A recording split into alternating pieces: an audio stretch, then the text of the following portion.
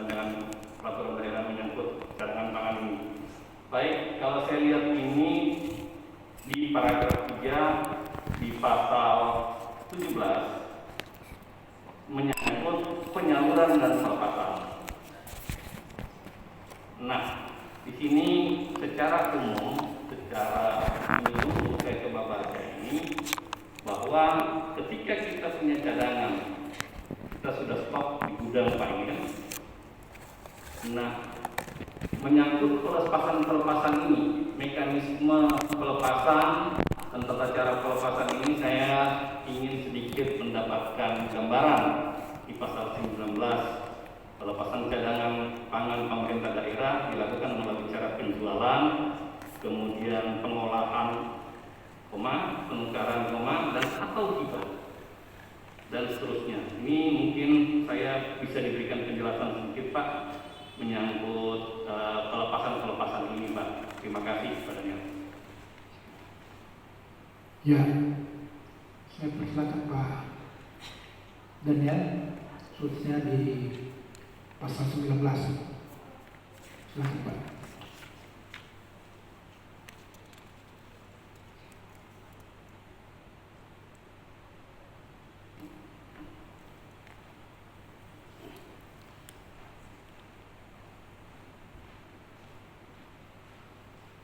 Iya, baik.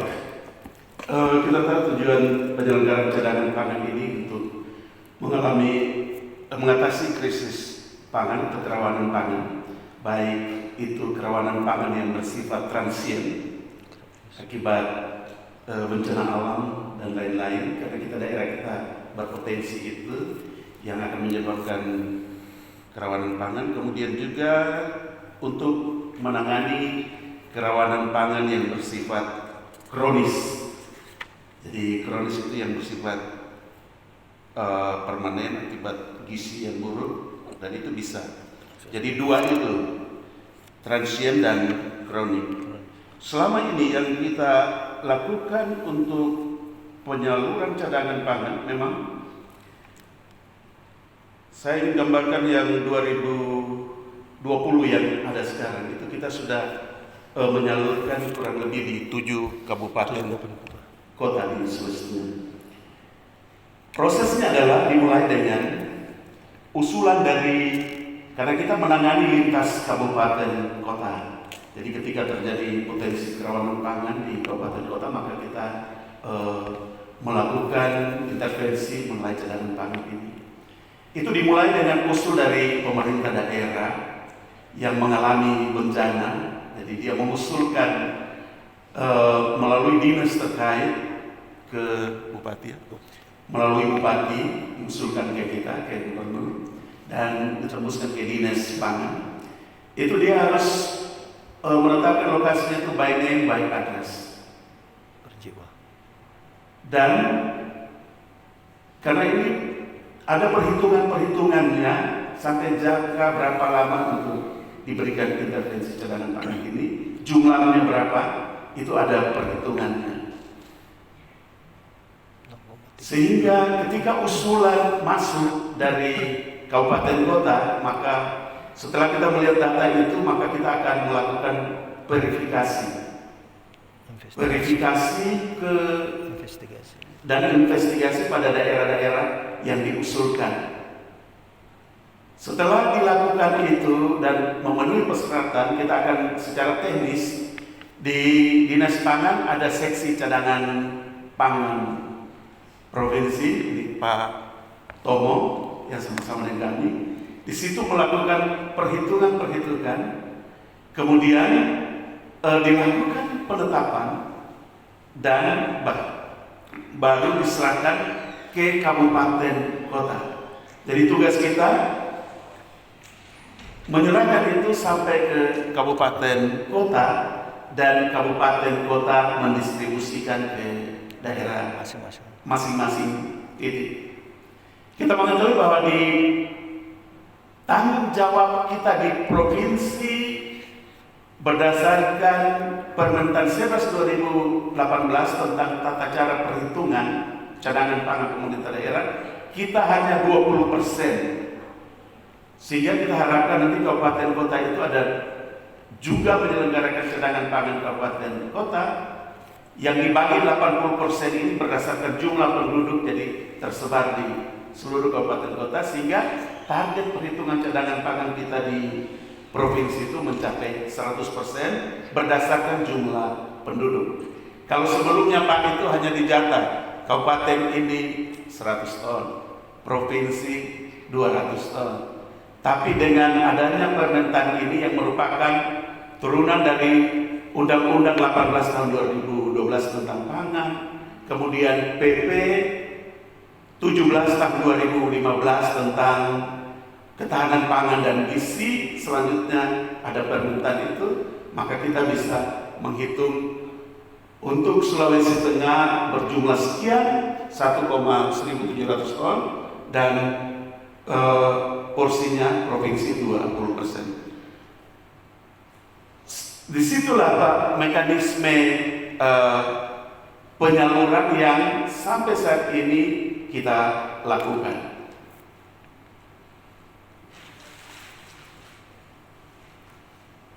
Jadi sampai saat ini hanya itu, kita menyalurkan itu setiap tahun, target yang ada itu bisa terrealisir semua Pak. Cuma sampai sekarang baru mencapai berapa? Iya, baru 50% Bapak Pimpinan yang kita melakukan berdasarkan usulan yang masuk. Saya kira itu penjelasan dari kami, Bapak anggota Pansus yang terhormat. Terima kasih. Baik, Pak Daniel, saya langsung saja ini barangkali melalui pimpinan bahwa apa yang Bapak jelaskan tadi menyangkut cadangan pangan dan proses pendistribusian ke kabupaten kota. Ini juga dari penjelasan ini sepertinya ada juga celah-celah yang bisa kita didiskusikan ini. Yang Bapak jelaskan tadi ini adalah semacam transition bahwa terjadi COVID ini. Kita mendapatkan alokasi anggaran sebesar 6 miliar rupiah dari dana dana refocusing kemarin Pak ya, yang Bapak jelaskan ya. Kalau saya nggak salah, mudah-mudahan kita nyambung ini Pak. Kurang lebih 600 ton ya. Sementara proses pendistribusiannya ini menurut penjelasan Bapak adalah kurang lebih 50%. Berarti ada cadangan atau misalnya ada kita punya stok kurang lebih 50% yang belum dilakukan pendistribusian. Nah, nanti mungkin ini melalui komisi barangkali ya, komisi 2 yang membidangi Bapak bisa jelaskan bagaimana proses pendistribusian sebenarnya, sehingga kita di medio November ini baru terrealisasi kurang lebih 50%. Saya tidak mengerti bagaimana proses pendistribusian sehingga di wilayah-wilayah kabupaten kota itu belum mendapatkan alokasi refocusing terhadap nilai 6 miliar. Mungkin ini data-datanya ada di Komisi 2 sesuai dengan bidang Bapak, dengan mitra Bapak, dengan fungsi pengawasan yang ada di Komisi 2. Namun kami di Komisi 4 itu dari alokasi dana 33 miliar yang dari 112 miliar refocusing, Dinas Sosial itu mendapatkan kurang lebih 33 miliar yang juga diberikan bahan pangan Pak, pendistribusian besar. Dia melakukan pendistribusian beras juga melalui Bulog. Jadi dia menutupi celah data terpadu Dinas Sosial Pak ya. Itu kira-kira yang mendapat penjelasan, sehingga pendistribusian kabupaten kota terdistribusi 100% dia Pak. Sehingga cadangan atau dia punya nilai pembelanjaan terhadap nilai anggaran tersebut menurut dia telah selesai 100%. Berarti di pangan ini Dinas Pangan ada kurang lebih 50% yang belum terdistribusi. Gitu Pak.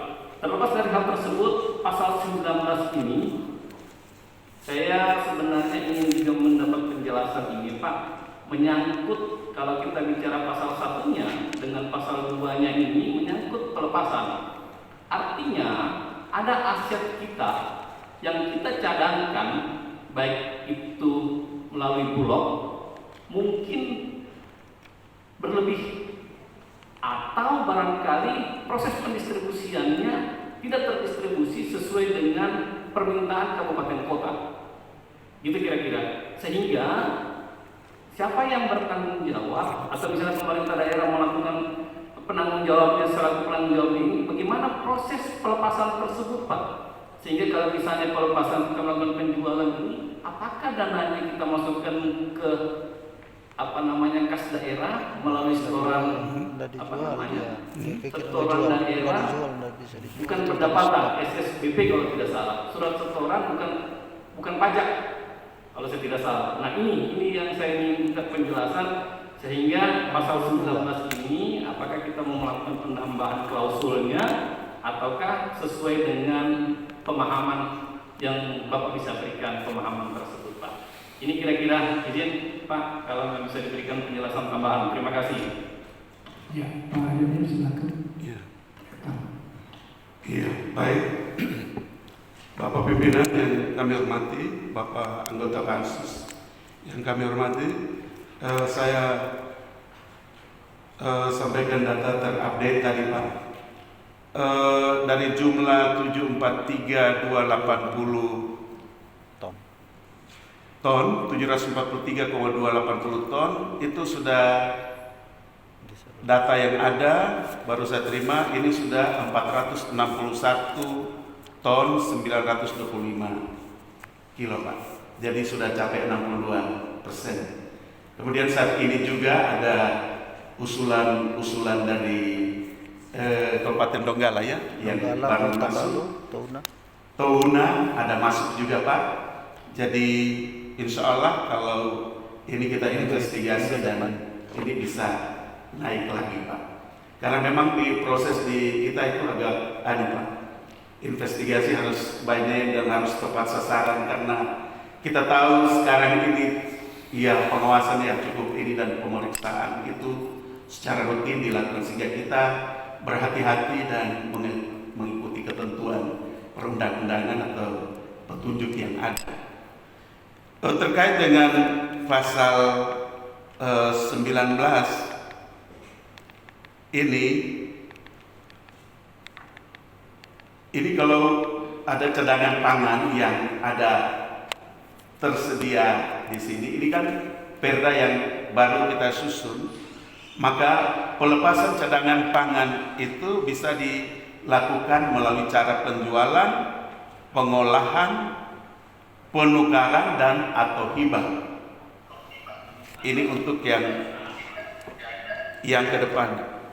Pelepasan dimaksud pada ayat 1 mempertimbangkan masa kadaluarsa, permasalahan darurat lain pada saat penyimpanan, dan atau usul dari dinas yang menyelenggarakan cadangan pangan pemerintah daerah. Kalau kita baca lengkap, pelepasan cadangan pangan pemerintah daerah dengan cara penukaran sebagaimana dimaksud pada ayat 1 dilaksanakan dengan tidak mengurangi jumlah dan mutu cadangan pangan sebelumnya. Kemudian yang keempat, pelepasan cadangan pangan pemerintah daerah dengan cara penjualan sebagaimana dimaksud pada ayat 1 dilakukan sesuai dengan ketentuan perundang-undangan. Jadi ini untuk pengaturan ke depan, Pak. Yang kita laksanakan sampai saat ini belum ada yang melalui penjualan dan lain-lain, Pak. Begitu penjelasan tadi. Terima kasih. Nah, saya langsung aja ini, Pak. Itu dia mungkin yang bisa kita lakukan studi bandingnya terhadap pemberlakuan perda di daerah yang mana yang sudah melakukan implementasi daripada perda ini. Ini yang perlu kita lihat. Kalau saya lihat dari pasal 19 poin per poin, dia penekanannya terhadap penukaran. Kalau misalnya cadangan pangan kita lebih dengan mempertimbangkan hal-hal lain, terjadi bencana atau misalnya masanya sudah hampir habis, lebih baik kita melakukan penukaran.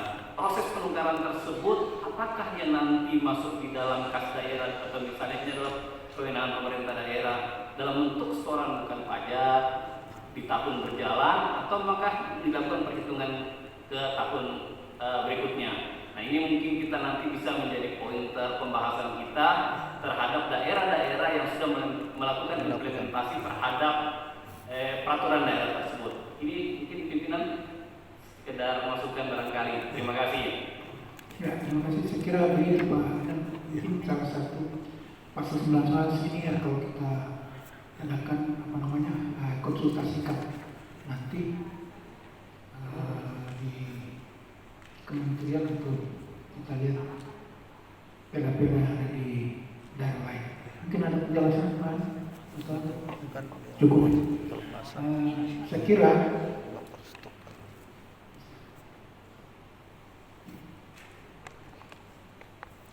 karena masih ada satu lagi kenapa namanya inovasi daerah ini di ruangan yang kedua. Ya silakan dulu, silakan. Lagi saya mau melihat di pasal 28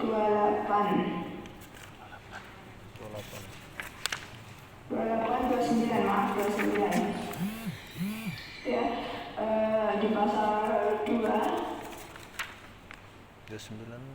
ketika skala krisis pangan sebagaimana dimaksud pada ayat 1 ditentukan berdasarkan A. Jumlah penduduk yang mengalami krisis pangan lebih dari 50%. Saya mengusulkan kalaupun itu bisa 50% itu bisa kita turunkan Pak menjadi 40 atau 35% gitu. Kalau standar baku ini.